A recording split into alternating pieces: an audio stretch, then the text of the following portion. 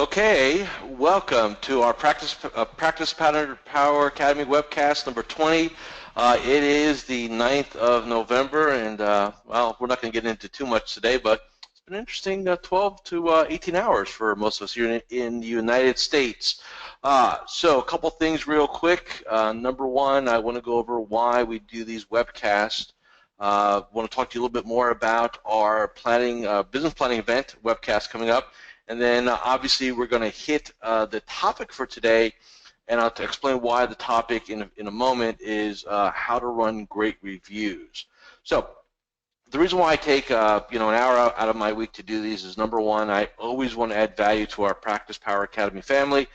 Whether you are an Elite Access member or just a regular member, I value you coming here. I value that you put your trust in me to provide you some things that will help you along the way in your business. And that's why I take the time out each Wednesday to do these. This is an interactive session, so if you have questions, you could actually type them into the question box. Sometimes we get questions in advance during registration, and I'm happy to address them also. With the topic today, probably 30 to 45 minutes, depending on Q&A. We are recording this webcast. I think we're up to date on our YouTube channel, CoachJoeLukacs. So if you go to YouTube and Google that, or search it, I should say, you'll find a playlist of all, well, soon to be 20 of these webcasts up there. Now, as far as our business planning webcast, it will take place December 19th, 20th, and 21st from noon to 4 p.m. Eastern. In the invitation to this webcast, we did put a little blurb in there with a link to register. And if you register for one, you register for, it's 3 in the series. So it's not the event 3 times, it's a sequential. So like modules 1 and 2, 3, 4, 5, 6, 7, 8, right? And that's the way we're going to look at doing those things. So if you want to take advantage of that, please go ahead and register. There's no fee to attend the webcast. If you're an Elite Access member, you'll have access to all the forms, all the downloads, all the tools. If you're just a member, you could attend, kind of follow along, make your own notes. Totally fine with me on that. I'm happy to provide value that way. You're just not going to get the full experience of actually doing your plan with the templates. Okay. And then lastly, before we get into today's topic, I've gotten some really good preliminary feedback on some of you members who want to join our study group, and we'll be putting a page up on that probably in the next week or two where you could apply to be a part of that launch group. And again, we're going to do something very cool and very interesting for those 8 members who want to be a part of that. Okay, so without any further ado, let's talk about the topic for today, which is going to be reviews. Now, a couple of years ago, in just talking, and it just, sometimes when you do something long enough and you talk to enough people, you start realizing there's certain patterns. About 3, maybe 4 years ago, one of the patterns that I noticed in talking to a lot of my clients was that a lot of them did not really have what I'll call a well thought out, systematic way of running reviews. Now, I do have several that have really done great jobs. And so what I decided to do was I decided to look at maybe 5 or 6 clients who I thought did a superior job at running reviews with their clients. And what I decided to do was to take those best practices and put them into a process, a syntax, if you will. This, by the way, this e-learning, this is we're a derivative of, you'll find this in Practice Power Academy in the Practice Management Center, how to run great reviews.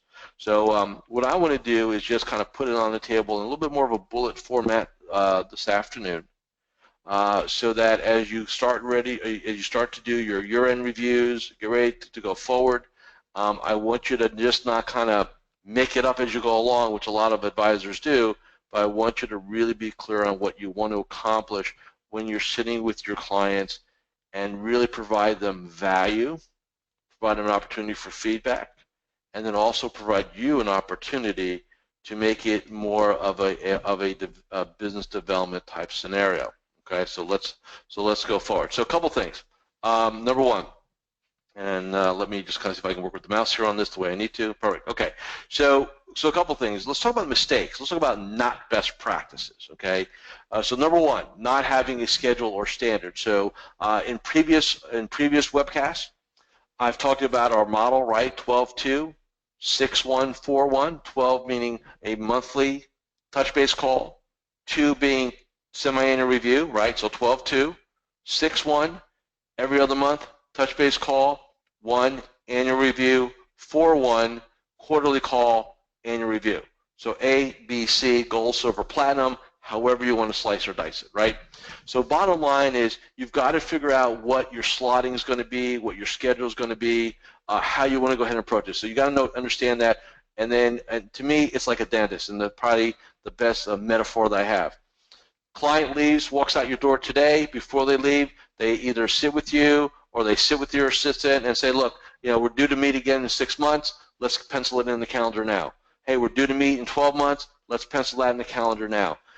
The reality is you can only do that if you have your strategic calendar built, okay? And you have a sense of what your calendar is going to look like in the next 12 months, next 18 months, next 24 months. Can you change it? Yes. Just yesterday, I got a call from my doctor, which he's very hard to get a hold of. He's in Europe for 2 weeks, and he had to move my appointment for my annual physical, right? It happened. So I would rather you have to reschedule a client because your schedule changes than to have to chase them down to get them in, all right? So that's number one. Number two, under-preparing. So the other piece is, you kind of, well, I'm just going to show up and I'll glance their portfolio, I'll kind of glance what's going on, and I kind of show up and I'm going to wing it, right? And a lot of you high eyes on the disc scale like to wing things because that's the way you operate. So under preparing means that we're just going to go there and shoot the butts, right? And hopefully it works out well. Very rarely do we get a good outcome with that. Conversely, if you over-prepare, that's problematic too. And I do have clients, and it kind of, we talk about it, who will spend 2, 3, 4 hours prepping for a 1 hour or potentially a 1 hour client meeting, and they wonder why they can't scale their business. Now, why does somebody do that? Why would somebody over-prepare? Really, there's two drivers. Number one, they're insecure, and therefore they've got to have the potential answer to any potential question. So in other words, if a client asks, I better have the answer, right? So I got to know everything about everything.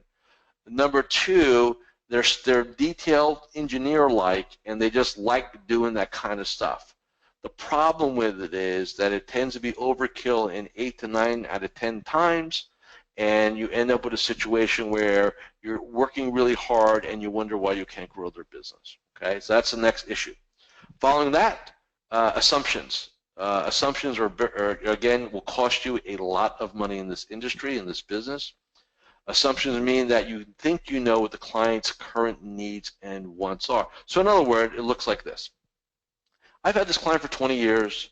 They're great people. I know them really well. I know kind of what they want, how they think, what's important to them, so on and so forth. So I'm not going to ask any of those questions. I'm just going to go ahead and work on assumptions, right? And you know what? I would say a majority of the time it will work, but if it doesn't work 100% of the time, it leaves you in risk. And you know what? That's just being lazy. So we want to avoid that. Next issue is inconvenient. And here's what that looks like. If you've got clients that you feel like you've got to browbeat them to come in, like you got to go send people out to go bring them into the office, right? That's a clue they don't want to be there, all right?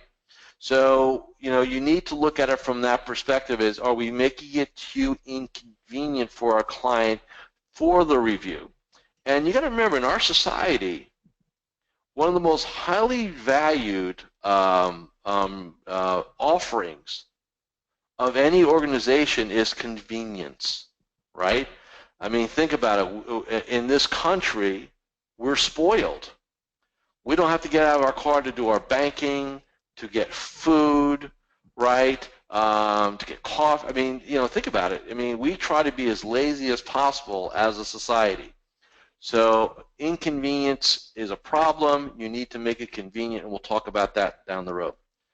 Next item, not having an agenda builder. And I'm not going to give you say here's an agenda on this webcast, but I am going to give you an outline that I want you then to go ahead and build into your own agenda, because maybe you have a tool that you take notes with and things like that. So I want you to build what I'm going to give you today into that agenda builder that you currently use, and you want to use one.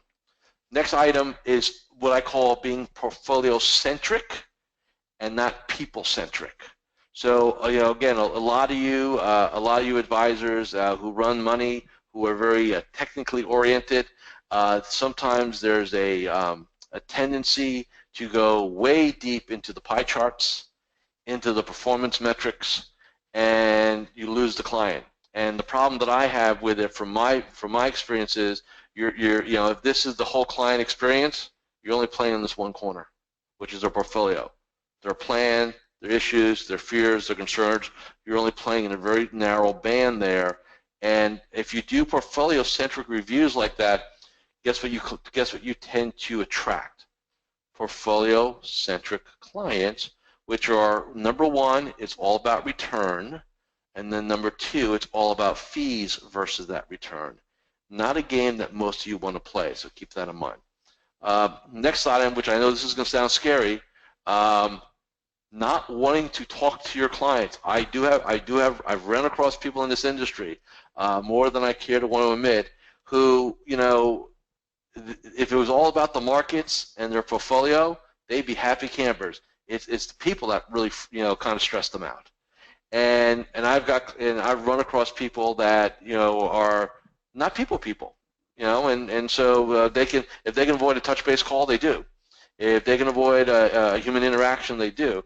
Now, these people tend not to have large practices, but again, let's remember what we're in. We're in the people business, and with more and more technology, more and more artificial intelligence, this is going to become the march to making this more about human connectivity and human interaction is going to be put on a premium. So we need to be aware of that.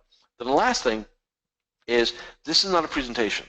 This is not about you getting your Money Guy Pro or eMoney or your reporting software, going into the conference room with the big screen TV over there, and we're all set up and pie chart, look at this, laser pointer, all this jazz, and we're it's almost like we're pitching a deal, right? This is not about pitch books.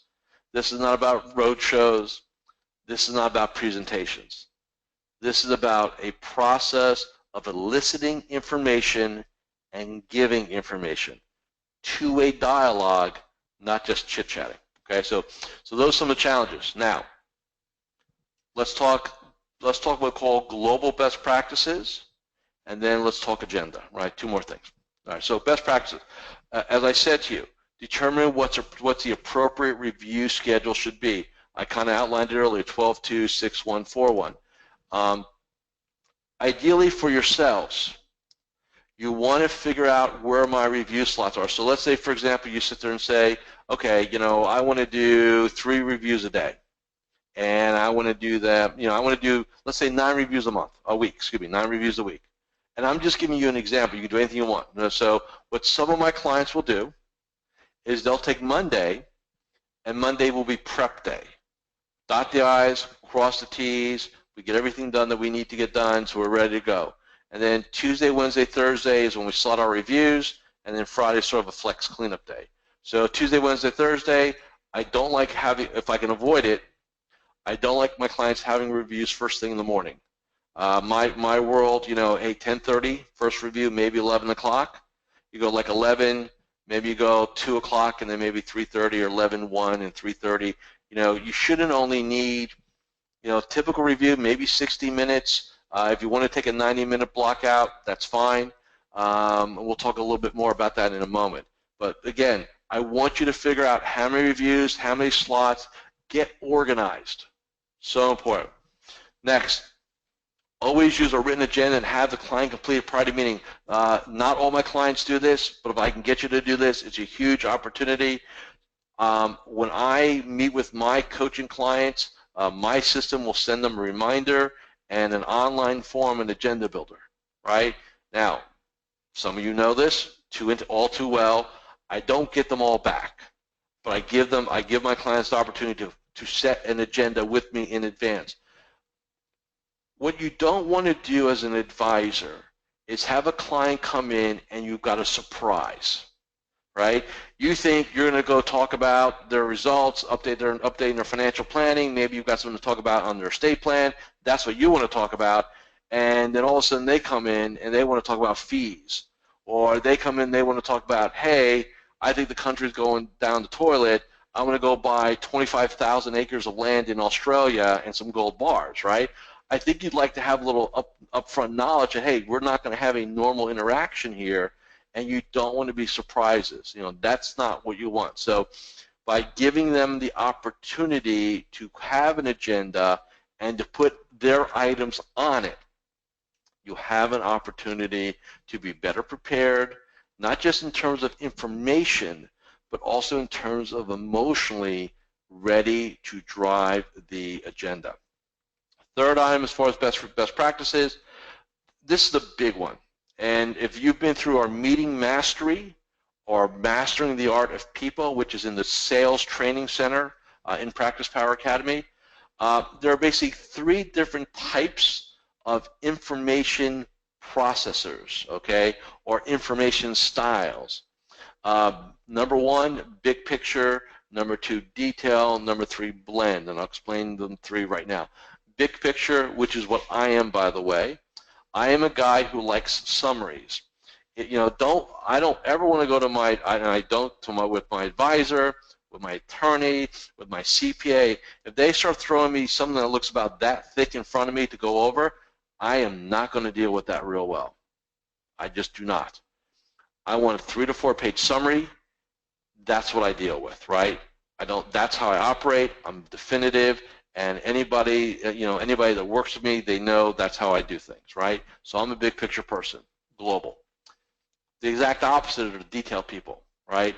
And so they're going to want all the facts, the figures. They're going to read everything. They're going to go over it. They want to go drill down into things, okay? That's fine. And then there's a blend, which is a little bit of a kind of in between both, right? Big picture, some detail. Anytime you mismatch that as a human being, and by the way, there's no right or wrong here. There's no one's better than the other. Think of it this way. I'm either right-handed or I'm left-handed, what it is, okay? But when you mismatch somebody, so let's say I'm the big picture person, right, and you're my advisor, and you're giving me all this detail. Well, chances are I wouldn't make you my advisor because in the prospecting process, you would drive me nuts, and I would check out on you, all right? But let's just say I'm there. You'd have me for about 10 to 12 minutes, and then I'm gone. And that doesn't mean I've left the seat. I'm doing this. Yep, no, I got it. And I'm like, my brain's going, man, what can I have for lunch today? Or what do I got to do? Or how much longer is this going to go on? No, I like that. And let's keep doing that, right? And that's what it looks like. So you deal with the detail person doing big picture, that's what a big picture person does. And they start fidgeting like crazy. Conversely, if you're a big picture advisor, and you're dealing with a detailed-oriented client, that client, first off, is going to frustrate you a lot because they're going to say, why do they want all this information? Why do they keep asking me all these questions? Because you're not giving them enough information for them to go ahead and make decisions. So again, best question you could do for a client, hey, when we get together for our review, how do you want me to prepare the information? Do you want me to come up with summaries and we can go over them? Do you want me to do a deep dive, drill down, and do everything, go over everything? Or would you like something a little bit in between? What's going to serve you best, right? I mean, it's a simple question. Think about it for a second. I have more choice on how I order a hamburger, steak, than I do my financial information. My hamburger may cost me $5. My steak may cost me $30. My advisor could be into, I could be into my advisor for 10, 20, 30, 40, $50,000 a year, and I can't get the information the way I want it. That just doesn't seem right to me. So ask the question. Next, convenience. As I said in the no-goes, hey, there's some people that don't want to come to your office. They don't value it. It doesn't mean they don't like you. It just means they don't deal with it. So, you give them an opportunity, whether we use Skype, GoToMeeting, Zoom, FaceTime, whatever your firm or your compliance, and I'm not going to get into, all that jazz here, find a mechanism to do this and give them a choice. Hey, would you want to come in and meet in our office in the conference room, or B, would you want to do it virtually? And if we do it virtually, hey, what do you use? Do you use, are you on Skype? Do you understand GoToMeeting, Zoom, FaceTime? Again, whatever your firm will allow, and give them a choice. And here's why that's important. If you operate what I call a location-centric practice, most financial advisors look at their marketplaces plus or minus 50 miles. Again, some parts of the country go a little more, some go a bit less, but globally about 50 miles. And let's just say you're in one of these, what I'll call high-cost states, New York, New Jersey, PA, Illinois, you get the drift. And, you're going to have clients that when they retire, they're going to move. I'm here in Florida. I'm here from New Jersey. And I have clients of mine who who come to Florida twice a year to see clients. They go to Arizona twice a year to see them. You never want to put in a client's mind that the only way they can work with you is they've got to be physically present with you.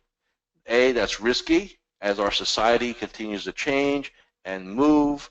It's also risky in terms of how just technology is working in society.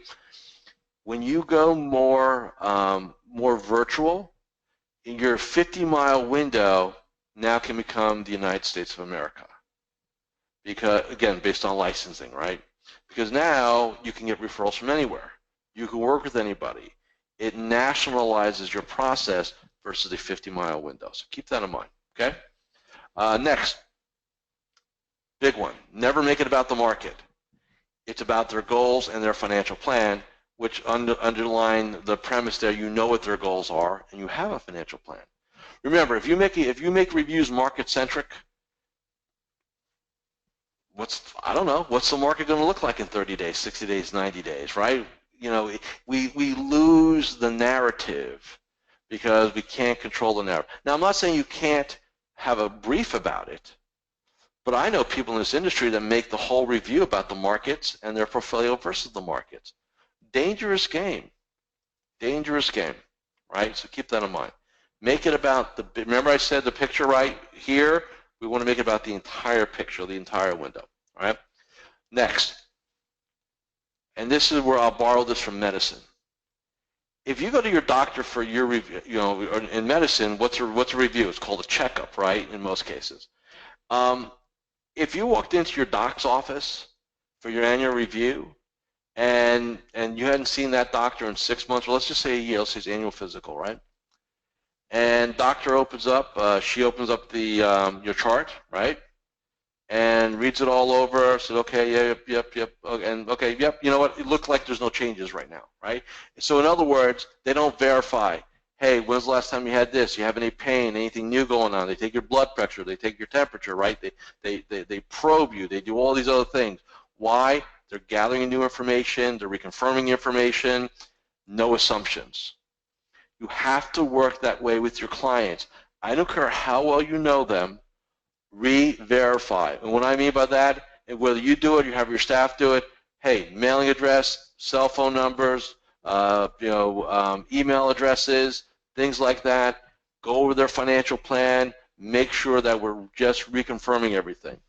Other piece, we're always going to look to optimize. So what a lot of people don't realize is that, a lot of advisors look at reviews as a fee justification vehicle. So in other words, hey, this client's paying me X amount of dollars, they're an A client, We do, we do 4 reviews a year, God help you, or 2 reviews a year, and we do them because, our clients pass. And that's and so that's what they get, right?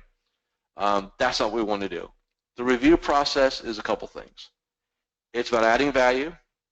It's about reconfirming information, about getting new information, about finding avenues to go ahead and to serve our client at a higher level, optimize, and it's also about leverage, and I'll explain that in a little bit. There are a lot of things we do with a review, not just deal with the portfolio. Okay? Next, get them scheduled out, as I said earlier. So, I'm a total fan of running an annual calendar, and if you have to make changes in it. That way you get the clients organized, you've got a rhythm, a system, and by the way, that way nobody slips through the cracks. And we don't want to do that, okay?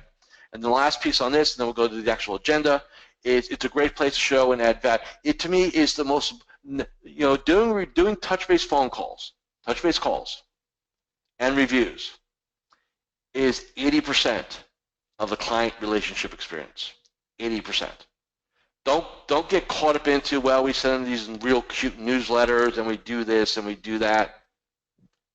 They're going to measure how important they are to you, how much you value their relationship, how often are we talking, how often are we seeing. It's human nature, interaction. And remember, seeing does not mean physical presence anymore. It can be virtual also, okay? Now, agenda, real quick. And this is very simple. I like simple. Again, you can go down into the weeds with this if you prefer. I don't think it's necessary.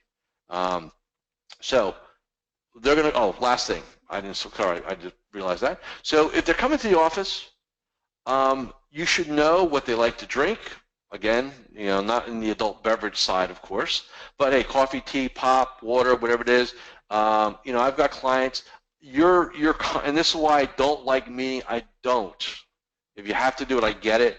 I don't like having clients come to your work office and meet across the desk. That is the worst place to do a review, is across a desk, right? It's a barrier.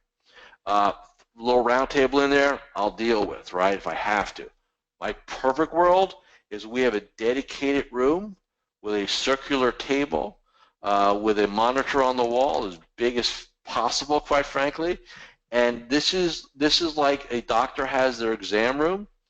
This is our client experience room. It's not even a conference room. It's a client experience room. It is set up. It is beautiful. It is lit properly. It has certain fragrances to it. You walk in there, it visually feels good. It just feels good spatially. And it just puts people in a good place. That's where you do your prospect meetings. That's where you do your reviews. And you need to think like that. With my platinum partners, I get the privilege of actually going inside. I've been to pretty much all my platinum partners' offices. I walk in the front door as a prospect, as a client, and the first thing I do when I meet my partner for the first time physically is, all right, I'm going to walk through. So walk me here, walk me to your office, show me your conference room and stuff like that. And some of my clients have, and it spans from, this is really nice, like fantastic, to this is good, could be better, here's some things, right, to, do you realize that you have human beings coming through the front door? Do you realize that, right? And what I mean by that is it looks like a bomb hit it. It doesn't smell good. It's not painted properly. It looks like a CPA's office, in the throes of tax season. It's just or hoarders, which is even worse, right? Show. What are we doing? So make sure that when somebody comes to your office, you're proud of it. You're not going to like, man, I can't believe they showed up, or, ooh, that does look good. It matters, okay? So get your environment in, like I said, good, better, best, dedicated client experience room / conference room where we can control everything. And I don't care if your office looks like a bomb hit it, because they're never going to see it, because they're going to work in here, okay? Now, agenda. So let me put this in proper context, right? This is after you sit down with them, maybe you're having a cup of coffee together. Hey, how are the grandkids? How's your trip to Europe, or how's your thing to Florida? So, we kind of do the rapport building, chit chat, we're there, right? So the first thing is, hey, before we get started, I want to ask you both, hey, how's your health? Are there any changes to your health? Anything we need to know, right? And the reason why we're going to ask about their health first is if there is something on the board, it's going to drive a shift in their values, potentially their timelines, what's important to them, and it may cause all your great planning to go literally out the window. Now, for most of you who have never really asked that question before of your clients, you're going, well, how do I frame that? Like they're going to sit there and say, man, I've had you've been a client for 20 years and now you're asking me about my health. So here's how you handle that. If somebody said, well, what do you want to know about that? Very simple. I've come to realize that if a person's health, if a client's health were to change, that may change their financial goals, that may change their timelines, that may change what they want to do, and it may change our approach to how we run their money, how we do planning. So that's why I need to know. And you could be as elaborate as you like or not. How's your health, right? And if they say, oh, my health is fine or it's good or whatever, hey, great. I'm glad to hear that, right? Next question. Hey, since we were together last, whether it's 6 months or a year, do you have any new financial or life goals? Is there anything new, anything new on the bucket list, anything you want to do, anything you've been thinking about, anything that comes to mind that we need to discuss right now, right? Very simple, right? Yes, no, yes, no. Third, hey, is there anything that we need to discuss? Are there any concerns that you have? Anything keeping you up at night? Anything that you're uncertain about? Anything that we can discuss here right now, right? So any new concerns? So health, goals, concerns, the big three, right? I got to have those things handled because if there's anything in one of those three, if there is a change to their health, if they do have some new financial goals, if there is something keeping them up at night, right? I'm going to need to address that. So all the other stuff I did, so all the prep I did, especially I didn't get an agenda builder back for them, out the door, right? Three things: health, goals, what's keeping you up at night, concerns. Three things, okay? Assuming those go fine and there's nothing to deal with, now I'm going to go into the technical review. Big picture, detail, blend. I'm going to go over their financial plan. I'm going to go over their portfolio. I'm going to go over the allocation. I'm going to go over what I need to do. Again, not deep portfolio dives in most cases. I'm going to do it based upon their information style, okay? Now, here's the question you got to ask yourself. How often are you really making changes to a portfolio, to an allocation, to a, I mean, in my experience, quite frankly, it's not a majority for sure. I'm not going to say it's rare, but it's not a majority either. So there's at least a 50-50 chance that you're not going to do anything different, right? So then we go to the next section. So based on they have no new goals, no new issues, no change to their health, we go through the review, right? Now we come to the next phase, which is what I call new business or recommendations. So let's talk about the second one first, and then we'll talk about the first one. So recommendations. Maybe in your going through the review, you say, hey, based upon this market condition or based upon our results or based upon this return, I recommend we shift X, or I recommend we shift Y. Or if you have discretion, hey, here's what we did, right? So if there's any new recommendations that you need to put out there, this is when you do that. New business. For example, you have a client, maybe you do a financial plan, and you get the assets over. You get the allocation done, right? And you're running it, but they need long-term care insurance. We haven't addressed that, right? We haven't addressed college planning. We haven't addressed this. We haven't addressed that. This is when you sit there and say, hey, when we were together 6 months ago, one of the things we did talk about was the necessity to own a long-term care policy. Notice I didn't use the word buy. I used the word own. Key word. Nobody likes to buy things. People like to own things. We need to go own. We need to own a long-term care policy. Are we ready to get rolling on that? Hey, last time we were together, I know we have that account over at your 401k plan, or over at over here. Are we ready now to consolidate it? Are we ready now to bring it under the umbrella? Can we serve you better, right? From that perspective. So this is where you take your review process and now you turn it into a business development process. So serves the client, serves you, okay? Now, after all that, handle it all, right? Now we're going to shift gears. Now it's not about the plan, it's not about the portfolio, it's not about any of that. It's now about the relationship. So next question, are we serving you well? Is there anything else we can be doing for you, right? And that's a very important question that a lot of advisors are afraid to ask because they're fearful what the answer may be. And there's no need for that. What I want you to think about is what the answer is probably going to be. Are we serving you well? Is there anything else we can do? Any answer you get is a win for this reason. 9 out of 10 times they're going to say, no, hey, no, we're really happy, or, hey, we're satisfied, no, we think you're doing a great job for us, or a good job for us, we really appreciate it. You're going to get something positive back 9 out of 10 times. Especially if you're running the model, right? Touch-based calls, doing what we do, so on and so forth. Every once in a while, you may get a, hey, I called the office the other day and I asked your assistant for XYZ, or, hey, you promised me this, I haven't gotten it yet, what's going on? Either way, as a business owner, if you want to know what's going on in your client base, but let's say 9 out of 10 times, it's going to be positive. So are we serving you well? Yeah, I'm happy, I'm thrilled, I'm satisfied, we really appreciate what you're doing. Hey, great. I really appreciate our relationship, and I love working with you guys. Which brings me to my last question before we wrap up today.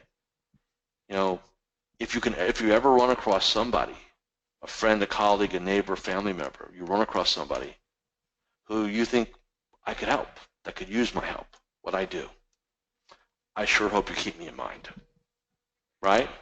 Very simple. So positive on the response, on my serving you well.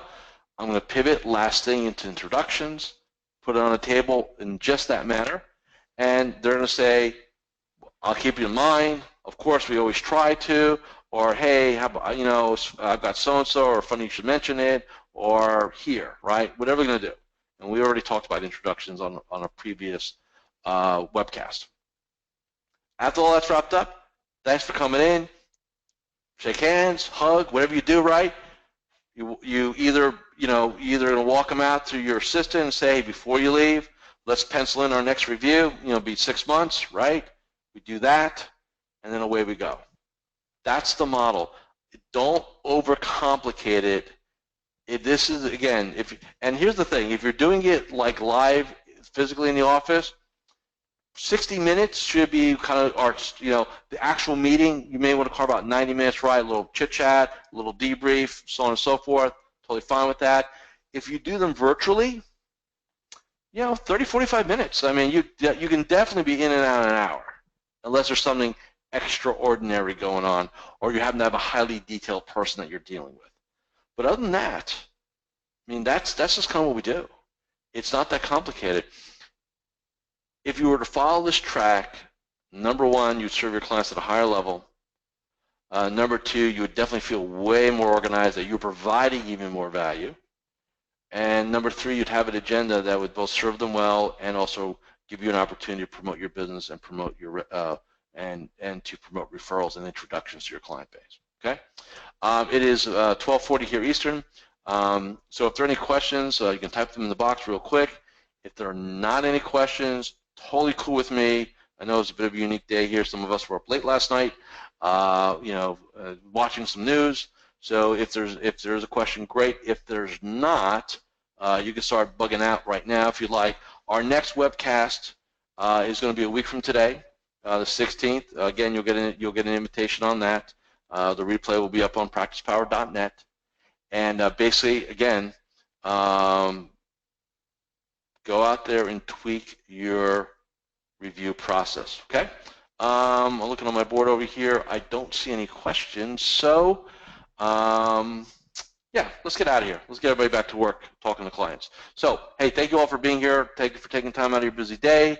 I'll see you again in 7 days. And with that, we are out.